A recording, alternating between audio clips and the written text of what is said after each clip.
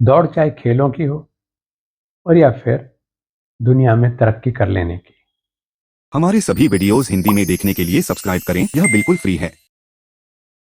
उसमें हम होड़ ले लेते हैं और ये जो होड़ ले लेना है ना, उसमें हमारा एक ही उद्देश्य होता है कि हम किस तरह से आगे निकल जाएं। उसके लिए फेयर और फाउल कुछ भी साधन क्यों ना हो जाए, हमें आगे निकलना है। लेकिन ये वाला जो सूत्र है वो योग साधना में काम नहीं आता। और इसीलिए मेरी ये धारणा रही, और मेरी क्यों, ये भारतीय मनीषा जो जितने ऋषि परंपरा है उसमें कहीं होड़ नहीं है, स्पर्धा नहीं है, प्रेरणा है। हमसे जो बेहतर है उसने कुछ अच्छा करके दिखाया है, कुछ नया अनुसंधान किया है, उसको कुछ उपलब्धियां हुई हैं, तो ईर्ष्या काहे के लिए करना, रीस काहे के लिए करना, होड़ काहे के लिए लेना। उसमें हम कहीं पथ से भटक जाते हैं। और इसीलिए मैं अपने साधकों से, आप भी मेरे परिवार में हैं, ये कहता हूं, और इसलिए कहता हूं कि मैंने अनुभव किया है इसको।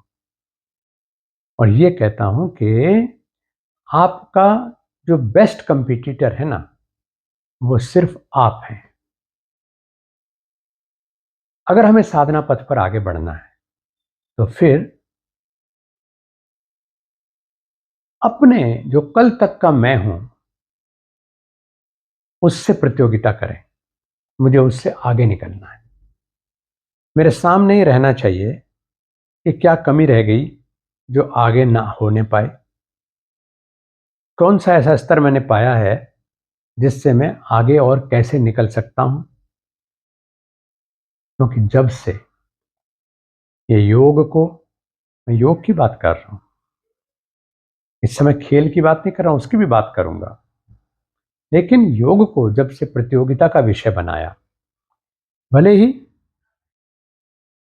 योगिक आसनों को प्रतियोगिता का विषय बनाया हो, तब से मैं ऐसा अनुभव करता हूं कि स्तर में बहुत गिरावट आई है। आसनों के स्तर की बात खाली नहीं, बल्कि सोच के स्तर पर। क्योंकि हमने उसे होड़ का, रीस का, दूसरों को पीछे छोड़ करके अपने आप को आगे निकालने का एक रास्ता बना लिया।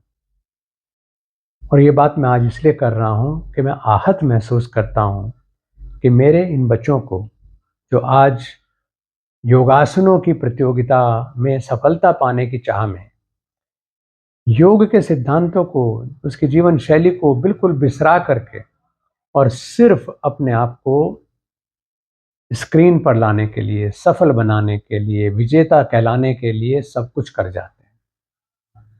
और सब कुछ में जो सबसे ज्यादा आहत करने वाली चीज है वो ये कि पेन किलर्स खा खा करके बच्चे योगासन कर रहे हैं, इसलिए कि ताकि वो प्रदर्शन के समय अपने आप को ज्यादा मोड़ करके, ज्यादा जो है ट्विस्ट करके, ज़्यादा बेहतर परफॉर्मेंस में ला सकें, और उसके लिए उन्हें दर्द महसूस ही ना हो। पेन किलर्स खा करके योगासनों की प्रतियोगिता में भाग लेना कितना हानिप्रद हो सकता है, ये मेडिकल साइंस के लोग बहुत अच्छे से जानते हैं और बता सकते हैं।